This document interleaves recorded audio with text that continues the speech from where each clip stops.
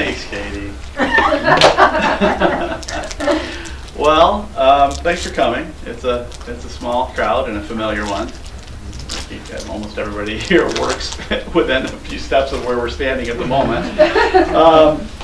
So Katie asked me a while back if the Writing Center could put on an event or part of this celebration, and I agreed because that's the smart thing to do when Katie asks you to do something. But I wasn't really sure, what I was going to do. I read this book back when it was pretty close to new. It's probably been 10 years or so. And it wasn't until I started going through it again that I started to get a sense of kind of, what this might look like today. So we're going to approach this for a few minutes, just thinking about reading fiction or really anything through the lens of a writer. Reading it to kind of look at what the writers are doing. And if you're an aspiring writer, that's a great thing to do. All professional writers will tell you have to read a lot. Read and read and read some more. And some things will start to soak in, and you'll start to develop a taste for what you like and what you don't. And, but even if you don't want to grow up to write the next great historical, I think it should be called historical novel. Bravo. We're going to look at some things today that you could even incorporate into some of your college writing assignments and make, real world, regular writing a little bit more enjoyable and engaging, maybe. So we're trying to read like writers here. Francine Prose is an American writer. What a name for a writer, right? Prose. And she said, if we want to write, it makes sense to read and to read like a writer. If we wanted to grow roses, we would want to visit rose gardens and try to see them the way that a rose gardener would. So if we want to write, it makes sense to pay attention to what other writers do. So I've done some reading about the author in the last couple weeks, and his story about how he came up with this wild idea is maybe surprisingly simple. He said, he spent a lot of time in bookstores. He was interested in Abraham Lincoln in the historical, aspect. And a year or two before he wrote this, there were several biographies of Lincoln that were being published. And he said it was like every week there was a new hardcover biography of Abraham Lincoln, and they were talking about all aspects of his life. And then about the same time, Twilight was a thing, a big cultural phenomenon, and then the Twilight ripoffs, or imitations, all the other books about vampires and werewolves, and so he said that every time I'd go to a bookstore, I would see Abe Lincoln and vampires, and something clicked in his head, and he was like, what if this is like peanut butter and chocolate? And so he decided to do the mashup thing. And so maybe when you saw that this was the MCC Reads book, you thought, who selected this thing and why? And Katie and I actually had a discussion a couple summers ago when we were talking about books. And she said, what's a book that you really liked that you didn't think you would? And instantly, this one popped into my head. So I saw this gore, like Seth Graham Smith was in the bookstore. I saw this displayed at a Barnes & Noble in Nashville.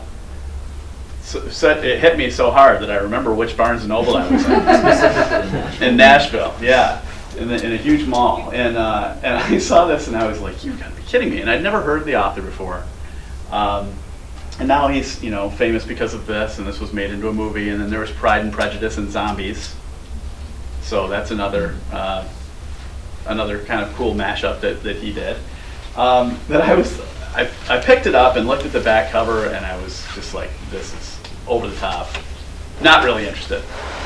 I was teaching high school then, and it wasn't too much longer or later that a paperback edition came out, and it showed up in a book order for high schoolers. And so I ordered a copy for my classroom library and thought, all right, I've got to read this thing. They're making it into a movie. it's being marketed toward young adults now to what is this about? And so I read it, and I couldn't believe how much I enjoyed the thing. I was fascinated by the actual history, fascinated by trying to figure out what was real, what wasn't, how many of these characters are real people. I knew that Lincoln had this life that was just full of disappointment and heartache and sorrow and perseverance. But the way that the author blended in the vampire stuff was just like so good that you could almost believe it. And it just makes a lot of sense, right? If you just ignore the fact that we're talking about vampires. And if you haven't read it, most of the people in the world of the book don't believe in vampires either, right? And so it's Abe's secret journal that we find out all this information from. So I kind of was kicking myself for being so skeptical in the first place, because I'd never encountered anything like this. The book purports to be, sort of, maybe with a kind of a little bit of a wink. It purports to be true, right? I mean, it starts with this: facts. Now, I mean, today we talk a lot about what are facts and what are alternative facts and what is fiction, right? But this says these are facts. For over 250 years, between 1607 and 1865, vampires thrived in the shadows of America. Few humans believed in them. Abraham Lincoln was one of the gifted vampire hunters of his day and kept a secret journal about his lifelong war against them. Rumors of the journal's existence have long been a favorite topic among historians, and Lincoln biographers most dismiss it as a myth. Okay, now you're going to find this on the shelves in fiction, but we're told to believe, right, that the author of this book was given these journals that were Abraham Lincoln's and commissioned to write a manuscript of some length by this person that we find out is a vampire, right? So we're supposed to sort of believe that somebody just gave me these journals and I just had to turn it into this book. Okay, that's the premise, signed by the author as a prologue at the beginning of this thing. And so he sets it up to feel like an actual biography, but he's the mashup master.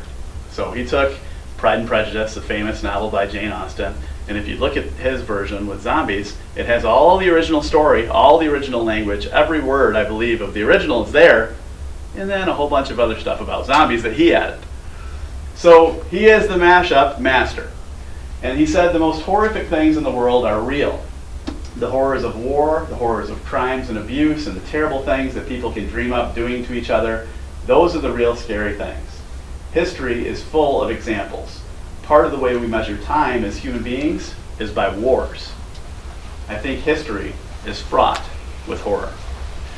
And so I started to think about how does he do this? Like, how does he blend these genres in such a way that he takes all this real stuff about this person that we know a lot about for somebody that was living in the 1800s and blend this outlandish story of this, vengeance-fueled night job that Lincoln has while he's living his life and ultimately becoming president and navigating the nation through the Civil War. So I was really interested in what the author would say about how he did that and what was his approach. And he talked about really wanting that. Well, he talked about the fact that that Lincoln was a fan of Edgar Allan Poe, and actually had the whole text of The Raven memorized at one point in his life. If you've read The Raven, you know that's a lot of words, right? Oh, yeah. And so he said Lincoln suffered so many, this is the author again, Lincoln suffered so much tragedy and darkness in his life. He was sort of a Gothic figure. He was interested in Gothic poetry. He was a fan of Edgar Allan Poe. The things that surprised me about Lincoln were some of the darker aspects. That was helpful in creating the story. The overall tone is very Gothic. I wanted it to be like that Gothic literature Lincoln read. And so I heard an interview with him where he was talking about really trying to imitate Lincoln's language. So he wanted the overall feel of the book to be like kind of like we were reading Poe or scary fiction of the time. But the bits that are Lincoln's journal entries, he was really trying hard to make it sound like Lincoln's actual speech, trying to satisfy the actual history buffs that might be encountering this thing. And so that led me to think he was reading like a writer as well. Right? He was studying what does Lincoln's speech sound like? What did his correspondences sound like? How did he use language? And how would I then turn that into first-person story about swinging an axe at a vampire? And then overall, trying to give it this feel of the Gothic, scary literature of Lincoln's day. I mean, I don't read a lot of horror, books, but there's definitely a different feel to this, right? Because he was trying to do something different as well. The author, Seth Smith. He said he wanted to add as much real, factual history as possible and weave it in seamlessly to trick people into thinking they were reading a real biography in the style of professional biographers. Okay, so we know that Seth Graham Smith was paying attention to and imitating other people's writing styles while doing something that, as far as I know, had never been done before. Okay, with this kind of a literary mashup. So, some genres that you might encounter. I mean, it's historical fiction and it's horror, right? I mean, that's the big, maybe the big headline here. But there's this feel of biography. There's this third-person narration. But it's also set up with this sort of frame story thing where we have the author saying, okay, so I wrote this book and here's how and why I wrote it. Now here it is. We get this first-person narrative from Abe's point of view in his journal, and that feels different. There's poetry. There are newspaper stories in here with, I love the descriptions of the vampire gang wars in New York when we start to realize that vampires are fighting each other prior to the Civil War starting. And so that's a very different style, and he just acts like he's including this clipping from an actual newspaper. And probably there's some more stuff going on there as well, right? So not only is he matching up those two big sort of genres of fiction, but he's also blending in several other genres as well. Francine Prose, again, said, every page was once a blank page, just as every word that appears on it now is not always there, but instead reflects the final result of countless large and small deliberations. Every so often, I'll hear writers say that there are other writers they would read, if for no other reason than to marvel at the skill with which they can put together the sort of sentences that move us to read closely, to disassemble and reassemble them, much the way a mechanic might learn about an engine by taking it apart. This is what Seth Graham Smith was doing. Okay? This is what I encourage you, especially if you're budding writers, to do as you're reading fiction or whatever writing that you just go, but this is really good. Take that next step and try to figure out why. What is working? So, even if you're not a budding novelist, most of the best writing that we encounter, even outside of reading for pleasure, does this. Okay, we practice in most of our English 100 courses. We practice a blended genre essay. And Richard Bullock, who wrote a textbook we used a few years ago, said this is not really all that uncommon, right? You've probably all written an argument where you've blended in a little bit of personal narrative. Maybe you started with your introduction being an anecdote or a story. You're building a narrative in to get our attention before you move us into some other kind of writing, right? It happens all the time. It's something that we can maybe be more deliberate about and really spice up our writing. College writing doesn't have to be boring. That's not like a law. Uh-oh. Get back in here. I think I hovered, and that doesn't happen on Mac. He's saying it's the computer's fault, not the operator's Well, fault. I didn't click anything, but my finger was on the mouse pad. Okay, so we're at the interactive part now. There are a couple of people that get credit for this next part. One is a teacher from somewhere in Michigan that I saw at a conference a long time ago named Mary Ellen Ledbetter. And the other is Harry Noden, an English teacher who writes about using grammatical structures, but not in the boring sort of old school grammar workshop or worksheet way, but in ways that help us to be more intentional and artful in our sentences. So I have a handout for you. I didn't want to give it to you up front because then you just sat there reading it the whole time, right?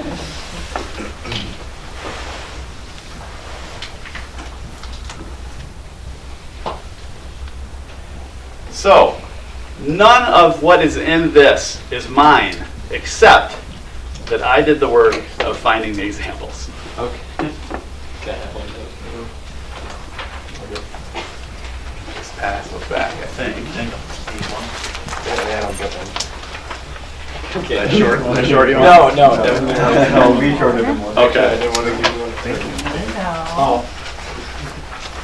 Thank you. I'm grabbing one for you too. Ooh. Are you sure? All right, so this is the part that you can take with you and hopefully use. Right? My goal here in trying to figure out what to do besides making Katie happy with me was to come up with something that would be at least, mildly entertaining and marginally useful. Hopefully this is something that you can make use of. So on this handout, there are what we're calling brush strokes here. The idea that you're adding detail and treating writing like art. Okay, brush strokes like an artist with a paintbrush. And so it lays out several different tricks and then gives examples with page numbers from the hardcover version of Abraham Lincoln Vampire Hunter. Okay, so all of these, with the exception of one sentence on this thing, come right from Abe Lincoln Vampire Hunter. And I had fun going through and finding these, and you can tell with some of them, like, there's a ton of examples, and I left a lot out, but some of them I just couldn't bring myself to leave out. And then there are a couple that I couldn't find very many of, and that is a function, I think, of the writing style that Smith is trying to use. Some of these things maybe are a little bit more modern. You wouldn't see it necessarily in an Edgar Allan Poe story, but you would in a Stephen King one. Right? So the Magic 3 is one that I tell my students works great in essays. Right? It doesn't just have to be in imaginative fiction. And there are lots of different ways that you can do that, and so I tried to pick examples of that happening in several different ways in the writing in the book. So you can see the pain of punctured flesh and muscle, the heat of blood rushing to the wound, the pressure in my veins. That's a moment where a vampire is taking a chunk out of Abe's, I think, shoulder or something. Or you can see that those three things are built together into a single sentence. I finished reading the last page, looked over my shoulder to make sure I was still alone, and turned back to the first. So the Magic 3 is one that works really well in any kind of writing, right? And when I find them in my students' essays, I'm always commenting. And sometimes it happens just by accident, but there's a nice rhythm and feel to it. Figurative language, you've heard about similes and metaphors and personification and hyperbole. These are not new concepts, but I wanted to give you some examples of how those are working in the story here. And so Can you use metaphors and similes in your college writing? Absolutely. And maybe more in some situations than others. If you're writing a memoir, you can do just about anything in this handout because they feel like, it's storytelling, right? But even if you're writing an argumentative essay or any kind of writing that you might do for college, you can still use some of these strategies. Specific sensory details for effect. She caught sight of the axe in my coat, read my face, my eyes, my thoughts. That's another magic 3. At once I was on my back, fighting to keep her fangs from my neck, my axe knocked out of her reach. I pulled at her red hair with my right hand and reached into my coat with the left. Here I found a small knife, which I used to stab at any part of her that I could reach, her neck, her back, the very arms she pinned me with. I brought the blade down again and again until at last she released me and sprang to her feet. I did the same, and we circled each other cautiously, I holding the knife in front of my body, she staring at me with those black marbles. Then, just as quickly as she had attacked me, she stopped and held her hands in the air as if to surrender. Can you see that? Mm-hmm. Black marbles. Black marbles, yeah, and white razors. Yep. Repetition for effect, where you have, that my face, my eyes, my thoughts. That's that repetition of my plus a noun. And then with 3 of them, you get the magic 3. So there's lots of things happening there. The expanded moment, where you take something that maybe if you were watching a movie, it would be an instant, and you turn it into a paragraph or 2. And so we get another example there of Abe. the sentence in italics there, these are the last moments of my life, shows up probably 7 or 8 times in that book. Humor. Now, there's a lot of dark humor in this book, but it wasn't easy to find an example to put in here and you just read it and laugh, because it's all based on context. But there's definitely humor in there. Hyphenated modifiers was one that I could only find one. And I love the hyphenated modifier because it allows you to create the perfect adjective, to make a word that doesn't exist by using a bunch of words that do. So it says, I was amazed, completely kicked in the teeth, amazed. And then the full circle ending can really work well, and I always encourage my students to do this in their essay introductions and conclusions, where you do something in your intro, and then hopefully it's something that sticks, right, for the reader a little bit, and then in the conclusion, you let that echo a little bit, or you come back full circle to the start. And you don't see that a ton in novels. One of my favorite books is To Kill a Mockingbird. In the first sentence, I saw that look. He looked like he smelled something. I had to read it in high school. Well, this is very different from that. But the first sentence is, my brother Jim, when he was nearly 13 years old, had his arm badly broken at the elbow. And we don't find out about the arm and the elbow until 2 chapters from the end of the book, or something like that. It brings us back to the beginning. Abe Lincoln, we get Henry Sturgis at the very beginning. And he's handing the journals to the author. And then we have this moment where Henry kind of takes the author on a scary field trip. And at the end, you get, I don't want to spoil anything in case you haven't read it yet, but you get this really cool vision of Henry at a very well-known place, and at a very well-known time. And I was like, that's not really a full circle ending, but then the final acknowledgement from the author says, and to Henry Sturgis, wherever you are. The guy that gave him the journals, right? So even in the acknowledgments, Seth Graham-Smith is like, so is this fiction or isn't it? Right? So those are some tricks. And then the next page gives you some grammatical structures that you can use in creating some of these things. And so I know that many of you probably have class at 1 o'clock, and I do too. So I'm gonna give the quick version here, and then let's play around a little bit if you want to stick around. But you can see that the 3 columns there, one explains what's happening, what grammatical structure we're using, and then you can see a basic sentence in the middle column, and then a revised sentence that uses those tricks, right? So the term participial phrase might make you kind of break out in hives, but don't worry about that. Just look what it does, okay? And look at how it can be used. And so I gave you lots of examples of those things from the text as well. I could only find one out of order adjective, and even that one was, I mean, it is, but it's not obvious when you look at it. So I gave you another one way down at the bottom from another book that I love, The Fiddler's Gun. But you have lots of examples here of, and this is like, it's grammar stuff, but you don't have to know the terms. You just have to be able to kind of recognize those tools and put them to use, right? So I gave you, on the next page, an excerpt that I sort of deconstructed. Do you have one that has a paragraph in a text box, or did I copy that wrong? No. Oh, okay. I guess I copied it wrong. So I had a paragraph that I took from the book, and I took out all the brushstroke grammatical moves, and it ended up being about twice as long and really clunky. And the idea was to let you practice and see how close you came to the original by using some of those tricks. Since I screwed that up, I did have another option for those of you that wanted to go more of the creative route and less of the grammar route. And that's on there, right? The 10 and 11 prompts? Yeah.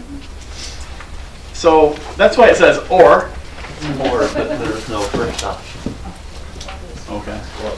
Yeah, the first option is missing. So yeah, you have 11 choices here.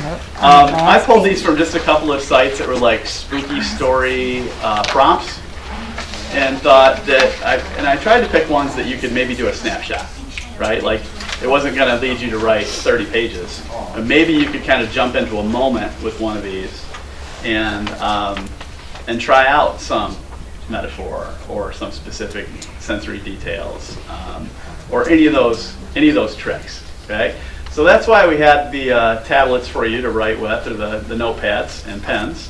If you feel like getting creative with it, choose one of those 11 prompts, spend a few minutes and write something, and then we'll see if anybody feels brave enough to share. All right, anybody want to share something? Okay. All right. Wes, you were first, and then we'll go to Rainier here. Well, I got to choose the 10th one, and I thought it was pretty interesting. Okay.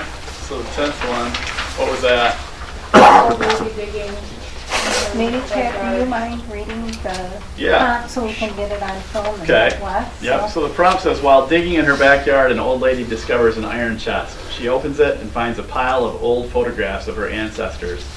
All of them are missing. This is what I got out of it, that they were given the curse of missing eyes that leaves them one-eyed legends, not by choice, but not seeing for future in the distance. Wow, nice. One-eyed legends. That's a hyphenated modifier. That's Nice. awesome. Nice. Nice work. Thanks, Wes. Rainier? I chose to do number 6. A figure dressed in an old, dirty Easter Bunny suit sits on the backyard swing, staring into your window. Dressed in an old, dirty Easter Bunny suit, a figure waits patiently for his latest victim to fall asleep to the sound of his peaceful, tranquil humming. I heard a brushstroke. Dressed in an old, dirty Easter Bunny suit, comma, right? Past tense participial phrase. You want to make it grammatical there. That's what he did. But what he did was add detail, and he painted the scene, right? All That was right. one sentence, right? Yeah. Yeah, nicely done. Awesome. Good. Yeah, Nate? So I made my own prompt. Oh, of course you did. Yeah. I didn't use Read it out. All right.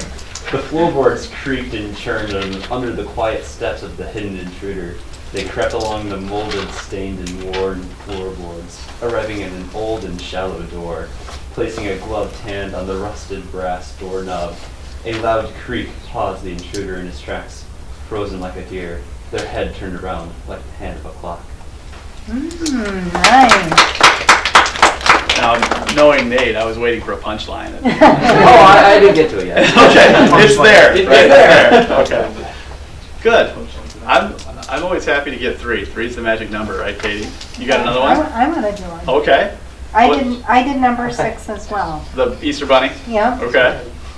So a figure dressed in an old dirty Easter bunny suit sits on the backyard swing staring into your window.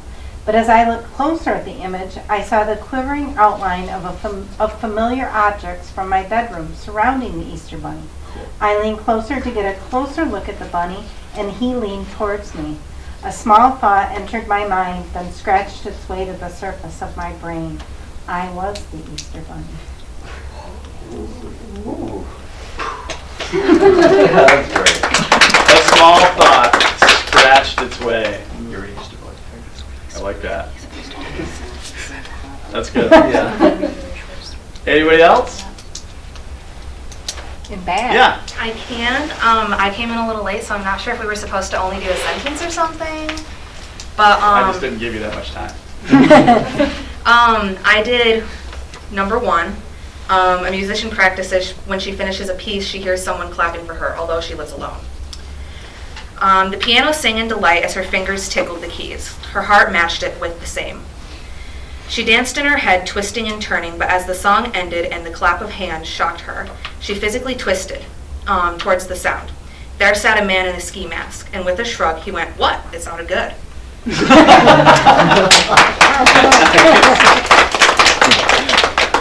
Very nice. Oh, Thank you. These were great. Yeah, thanks for sharing. Maybe, if you're feeling creative, there are some prompts there that have great potential, I think, for some spookiness, or you can twist them and do what you want with them. Hopefully you can find something to use in the handout, and I guess that's all I have.